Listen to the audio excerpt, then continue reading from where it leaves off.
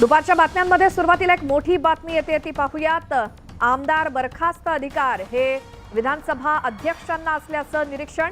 विधानसभा अध्यक्षांकडेच बरखास्तीचे अधिकार आहेत असं निरीक्षण नोंदवलं गेलंय। सुप्रीम कोर्टानं तसं स्पष्ट केलेलं आहे। त्यामुळे विधानसभा अध्यक्षांचा अधिकार अबाधित असल्याचं सुप्रीम कोर्टाचं निरीक्षण। आमदार बरखास्त करण्याचा अधिकार देखील विधानसभा अध्यक्षांकडेच असणार असं निरीक्षण सुप्रीम कोर्टाचं।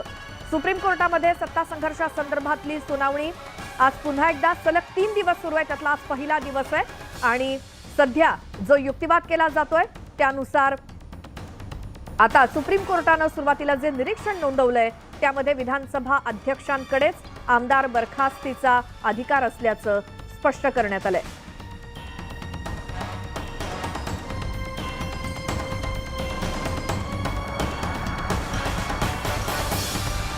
संघर्षावरती सुप्रीम कोर्टामधली सुनावणी सुरू आहे आणि विधानसभा अध्यक्षांचा मुद्दा उपस्थित केला गेला आणि आमदार बरखास्तीचा अधिकार हा अध्यक्षांना असल्याचं सुप्रीम कोर्टाचं निरीक्षण। आताची मोठी बातमी, सुप्रीम कोर्टानं ही गोष्ट स्पष्ट केली आहे की विधानसभेमध्ये आमदार बरखास्तीचा अधिकार हा विधानसभा अध्यक्षांना आहे। कोर्टामध्ये सध्या सुनावणी सुरू आहे।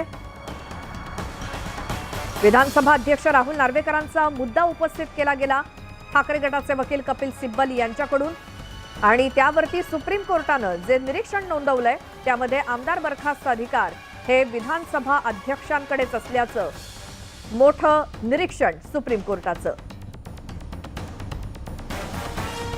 सत्ता संघर्षासंदर्भातली सुनावणी पुन्हा एकदा सलग 3 दिवस सुप्रीम कोर्टामध्ये सुरू झाली आहे। त्याचा आजचा पहिला दिवस सकाळी 10:30 वाजल्यापासून सुरुवात झाली आहे आणि यामध्ये विधानसभा अध्यक्ष राहुल नार्वेकरांचा मुद्दा ठाकरे गटाचे वकील कपिल सिब्बल यांनी मांडल्यानंतर सुप्रीम कोर्टानं एक गोष्ट स्पष्ट केली, तो म्हणजे आमदार बरखास्तीचे अधिकार हे विधानसभा अध्यक्षांनाच आहेत। यावरतीच थेट बोलूयात। आमचे प्रतिनिधी प्रशांत लीला रामदास आपल्या सोबत आहेत। प्रशांत, महत्त्वाचं म्हणजे सकाळी 11 वाजेपासून सुनावणीला सुरुवात झाली आहे। घटनापीठापुढे सुनावणी सुरू आहे।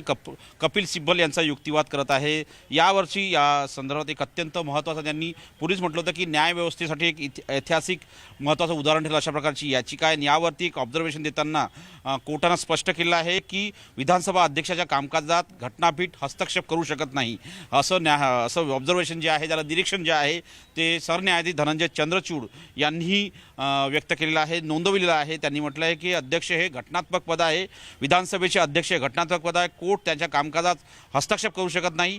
आणि सोबतच त्यांनी हे स्पष्ट केलं आहे की 10व्या सूचीत अधिकार म्हणजे कोणाला अपात्र ठरवायचे याचे अधिकार विधानसभा अध्यक्षांना आहे, कोर्टाला तो अधिकार नाही। तसेच विधानसभा अध्यक्षांबाबत अध्यक्षाबाबत निश्चितपणे कपिल सिब्बल यांनी दावा केला आहे की हे त्यांचे मुद्दे जे आहे ते अतिशय महत्त्वाचे आहे। या घडीला हे अत्यंत महत्त्वाचं आहे की अध्यक्ष हे घटनात्मक पद आहे आणि घटनात्मक खंडपीठ त्यांच्या अधिकारामध्ये हस्तक्षेप करू शकत नाही। स्टुडिओ बरं, आणि त्यासोबत ठाकरे गटाचे वकील कपिल सिब्बल यांनी जो राहुल नार्वेकरांचा मुद्दा उपस्थित केला त्यावरती सुप्रीम कोर्टाचं हे निरीक्षण आलेलं आहे। बरखास्तीचे अधिकार म्हणजेच आमदारांच्या बरखास्तीचे अधिकार हे विधानसभा अध्यक्षांना आहेत। तर मग यातून काय अर्थ घ्यायचा प्रशांत?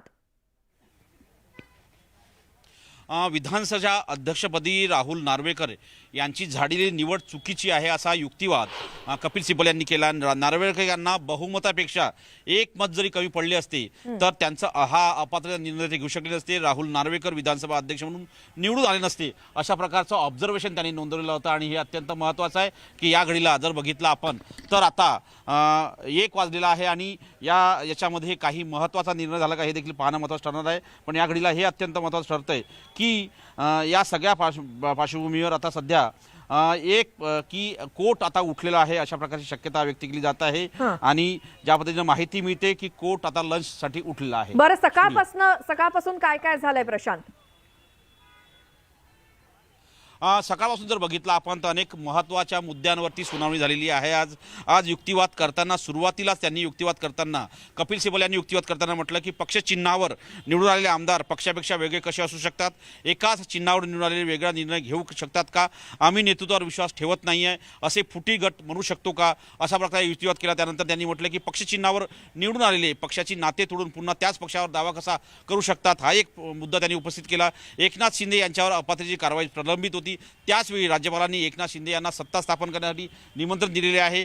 हे असे कुठल्या आधारावरती निमंत्रण दिलेलं आहे, राज्यपालांची ही कृती नियमबाह्य आहे, त्यामुळे राज्यपालांच्या अधिकारांचीही तपासणी व्हावी अशा प्रकारची मागणी युक्तिवादाच्या दरम्यान करणे, संविधानाचं संरक्षण करणे हे राज्यपालांचं कर्तव्य आहे. अलीकडच्या काळात राज्यपाल राजकारण करताय हेही दुर्दैवी बाब आहे अशा प्रकारचा एक युक्तिवाद त्यांनी केला. विधानसभा अध्यक्ष एखाद्या आमदाराला अपात्र ठरवत असेल तर न्यायालय त्या निर्णयात हस्तक्षेप करू शकतो का, असा एक युक्तिवाद त्यांनी केला. एखाद्या पक्षात फुटीमुळे 2 गट निर्माण झाले आहे तर त्या पक्षचिन्हाकडे कोणत्या गटाकडे जाईल आणि त्या संदर्भात निवडणूक आयोगाची काय भूमिका असेल अशा प्रकारचा एक युक्तिवाद त्यांनी केला. आधी बंडखोर आमदारांच्या अपात्रतेवर निर्णय व्हावा अशी एक मागणी युक्तिवादाच्या दरम्यान त्यांनी केली. विधिमंडळ पक्षनेता प्रपोज आणि त्याची निवड करण्याबाबत विधिमंडळ अध्यक्षाचे अधिकार काय, बहुमतांचे पक्षनेता आणि प्रतोद बदलता येतो का, असा एक युक्तिवाद त्यांनी केला. पक्षांतर्गत वादाची समीक्षा कोर्टाकडे केली जाऊ शकते का, हा एक युक्तिवाद त्यांनी केला. पक्षाच्या बैठकीला गैरहजर राहिल्याने आमदारावर कारवाई करण्यात आली आहे, बहुमत असले तरी आमदार आसाममध्ये बसून पक्षनेता कसा काय ठरवू शकतात असा एक युक्तिवाद त्यांनी केला. विधानसभा अध्यक्षपदी राहुल नार्वेकर यांची झालेली निवड चुकीची आहे,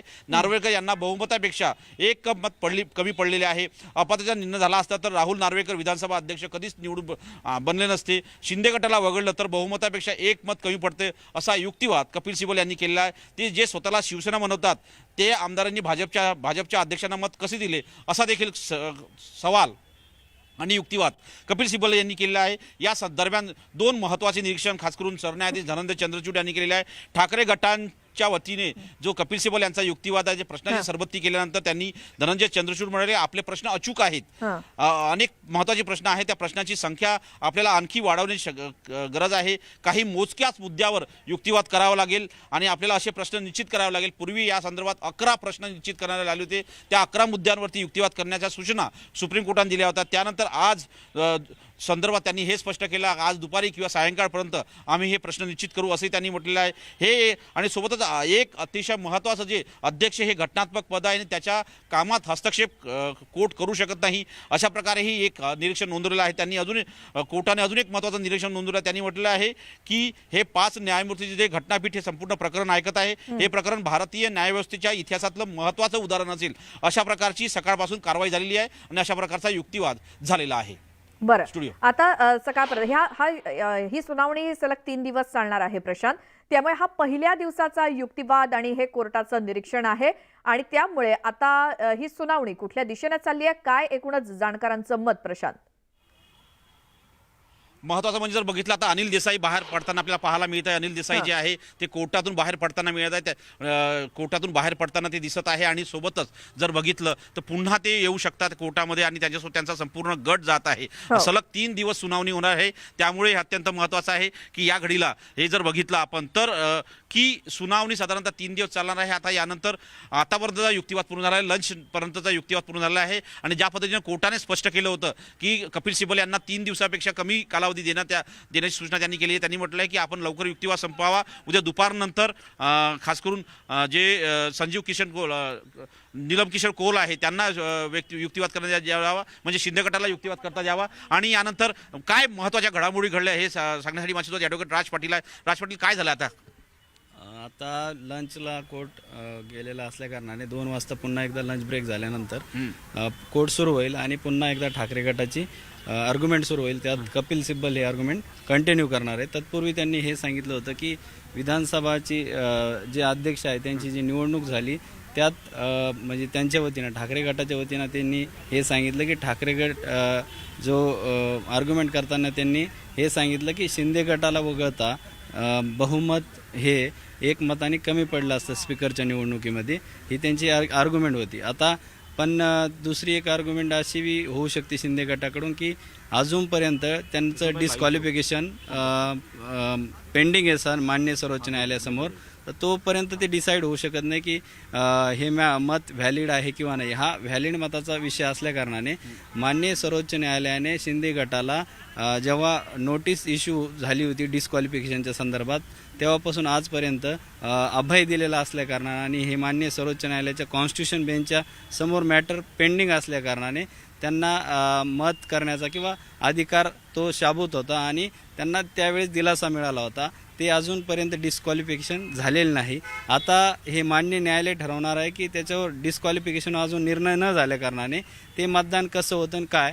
पण माननीय सर्वोच्च न्यायालयात ठाकरे गटाकडून हे सांगण्यात आलं की ठाकरे हे शिंदे गटाला वगळता जे बहुमतासाठी आकडा लागतो तो विधानसभेच्या अध्यक्षाकडे नव्हता. पण त्यात दुसरी आर्ग्युमेंट अशी सुद्धा झाली की जे ठाकरे गट वगळला जो शिंदे गट वगळला तरीसुद्धा ते बहुमत पारित करू शकत होते. त्यावेळेस हे सुद्धा माननीय न्यायालयात सांगण्यात त्यांनी आलं. म्हटलं की भाजपच्या उमेदवारांना शिवसेना कसे उमेदवार करू शकते. जर जो ज्या पद्धतीनं 2 गट पडले होते, 2 गटामध्ये 2 वेगवेगळे चीफ होते, दोघांचा वेगवेगळा हे होता काम ते ज्या पद्धतीनं व्हीप त्या पद्धतीचा होता आणि व्हीप असताना तो व्हीप नाकारला गेला आणि त्यामुळे ते भारतीय जनता पक्षाचे उमेदवार म्हणून निवडून आलेले आहे. असं असताना एकमत जर कमी पडलं असतं ते निवडून आलेले असते, बहुमत त्यांच्याकडे नसतं, असा स्पष्ट उल्लेख कपिल सिब्बल यांनी युक्तिवादात केला आहे.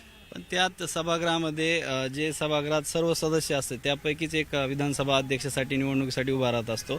तो सभागृहातल्या प्रत्येक सदस्याचा अधिकार असतो की कोणला मतदान करणार.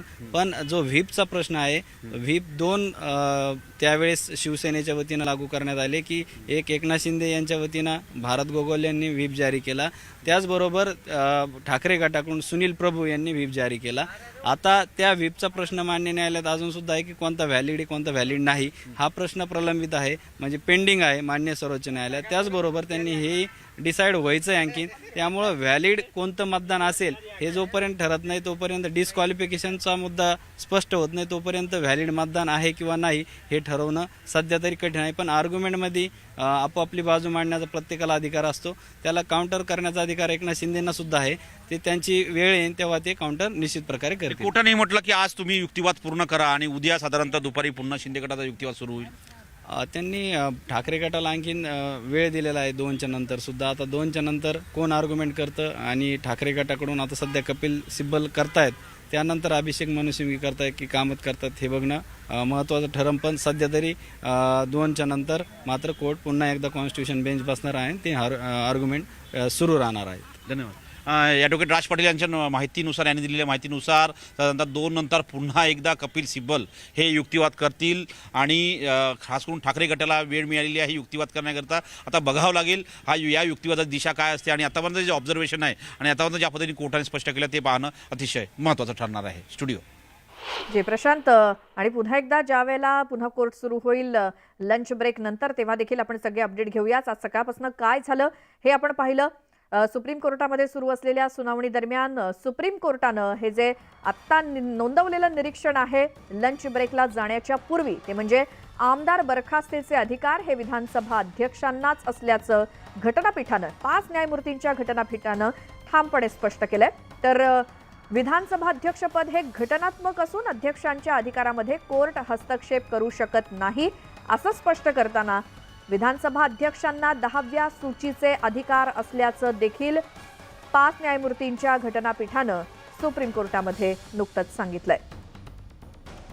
पुन्हा जाऊयात प्रशांत लीला रामदास आमचे प्रतिनिधी आपल्यासोबत आहेतच. प्रशांत, आता ठाकरे गटाकडून जो युक्तिवाद झाला त्यानंतर आता लंच ब्रेक आणि पुन्हा 2 वाजता जेव्हा कोर्ट पुन्हा येईल तेव्हा काय काय होण्याची अपेक्षा? आणि महत्त्वाचं म्हणजे आतापर्यंत जो युक्तिवाद झालेला आहे त्या युक्तिवादानंतर लंच ब्रेक झाला. आता साधारणतः 1 तासाचा हा लंच ब्रेक असेल. यानंतर पुन्हा एकदा कोर्टाच्या सूचनेनुसार कपिल सिब्बल युक्तिवाद करतात ना, त्यांना किती वेळ कोर्ट देतं, कारण की ज्यापूर्वी जेव्हा त्यांनी 3 दिवस युक्तिवाद करण्याकरता वेळ मागितला होता त्यावेळेस कोर्टाने त्यांना स्पष्ट केलं होतं की आज आपण आपला युक्तिवाद पूर्ण करा, उद्या आम्ही शिंदे गटाचे जे वकील आहेत त्यांना आम्ही निश्चितपणे युक्तिवाद करण्यासाठी संधी देऊ. तर त्यामुळे आज हे युक्तिवाद पूर्ण करतात का हे पाहणं अतिशय महत्त्वाचं ठरणार आहे. सोबतच त्यानंतर देवदत्त कामत आणि अभिषेक शेख, मनू सिंघवी हे 2 अतिरिक्त वकील जे आहेत ते देखील ठाकरे गटाच्या वतीने युक्तिवाद करू शकतात. त्यामुळे त्यांना किती वेळ दिला जातो हे देखील पाहणं महत्त्वाचं ठरणार आहे आणि शिंदे गटाला किती वेळ दिला जातो हे देखील पाहणं अतिशय महत्त्वाचं ठरणार आहे. पण आता 2 नसता पुन्हा एकदा हे 5 सदस्यीय घटनापीठ पुन्हा बसेल आणि पुन्हा एकदा सुनावणीला सुरू होण्याची शक्यता आहे. बरं. आणि त्याचसोबत आता दोन्ही गटाचे कोण कोण नेते महाराष्ट्रातून सध्या दिल्लीमध्ये या सुनावणीसाठी पुन्हा एकदा उपस्थित आहेत? आजच्या सुनावणीच्या दरम्यान अनिल देसाई आणि अनिल परब हे 2 जे जे नेते आहेत त्यामध्ये एक राज्यसभेचे खासदार आहे, दुसरे आमदार आहेत अनिल परब जे आहेत ते, आणि त्यांनी स्पष्ट केलेलं आहे की आम्ही निश्चितपणे सुनावणीच्या नंतर पुन्हा एकदा प्रसारमाध्यमांसोबत चर्चा करू. पण महत्त्वाचं म्हणजे जर बघितलं तर अजूनही शिंदे गटाच्या वतीने फक्त त्यांचे वकीलच उपस्थित आहे. उद्या होऊ शकतं दिल्लीमध्ये राहुल शेवाळे हे सहभागी होतील, पण आज फक्त 2च नेते जे खास करून ठाकरे गटाचे आहेत ते या संपूर्ण सुनावणी दरम्यान सहभागी झालेले आहेत. प्रशांत, तुर्तास धन्यवाद या सगळ्या माहितीसाठी. आणि पुन्हा एकदा 2 वाजता जेव्हा कोर्ट परतेल तेव्हा देखील सुप्रीम कोर्टातले सगळे अपडेट आम्ही तुमच्यापर्यंत पोहोचवत राहू. तुर्तास एक छोटासा ब्रेक घेऊन लगेच परत येतोय इतर घडामोडी पाहण्यासाठी. तुम्ही पाहत राहा न्यूज18 लोकमत. ब्रेकनंतर तुमचं स्वागत दुपारच्या बातम्यांमध्ये. आता पुण्यातनं बातमी आहे, तिथे एमपीएससीच्या विद्यार्थ्यांचं आंदोलन सुरू आहे आणि देवेंद्र फडणवीस यांनी विद्यार्थ्यांशी फोनवरून थेट चर्चा केली. अभिमन्यू पवार यांची देखील फोनवरून विद्यार्थ्यांची चर्चा झाली. सरकार विद्यार्थ्यांच्या पाठीशी असल्याचं उपमुख्यमंत्री देवेंद्र फडणवीसांनी सांगितलं. नवीन पॅटर्न 2025 पासून लागू करावा ही मागणी आहे त्यांची आणि वेळ पडल्यास राज्य सरकार न्यायालयामध्ये देखील जाईल असं आश्वासन उपमुख्यमंत्री देवेंद्र फडणवीसांनी एमपीएससीच्या आंदोलनकर्त्या विद्यार्थ्यांना दिलं. मुख्यमंत्री स्वतः याच्याकडे लक्ष देऊन आहेत, ते चर्चाही करत आहेत आणि आयोगाला कुठल्याही परिस्थितीत कन्व्हिन्स करायचं आणि तोपर्यंत आम्ही जागाही आता नव्याने पाठवत नाही त्यांच्याकडे. जोपर्यंत निर्णय होत नाही तोपर्यंत जागाही आता नव्याने त्यांच्याकडे पाठवू नये आणि पहिले हा निर्णय करावा अशा प्रकारचा प्रयत्न चाललेला आहे. तर आता मी आपल्याला एवढंच आश्वस्त करू इच्छितो की सरकार 100% आपल्या सोबत आहे, आपल्या बाजूने आहे. आम्ही मार्ग काढण्याचा प्रयत्न करतो आहोत. आवश्यकता पडली तर आम्ही कोर्टात देखील जाऊ त्या संदर्भात. पण हा निर्णय आपण ज्याही प्रकारे होईल त्या प्रकारे करून घेऊ. मला असं वाटतं की या संदर्भात आता तरी मी एवढंच सांगू शकतो. बाकी आपण सगळ्यांनी हा विश्वास ठेवावा की सरकार निश्चितपणे यातून मार्ग काढतोय. या सगळ्या बातम्यांसोबतच दुपारच्या बातम्यांमध्ये आपण इथेच थांबणार आहोत. मात्र जाता जाता एक नजर टाकूयात राज्यातल्या प्रमुख शहरांच्या आजच्या तापमानावर.